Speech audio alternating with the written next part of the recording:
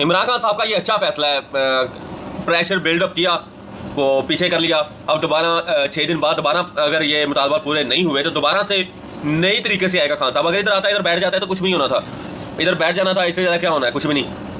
ये अच्छा डिसीजन लिया है कि इमरान खान साहब धरना ख़त्म करके दोबारा जाने लगे हैं धरने की तरफ ही की है पीछे।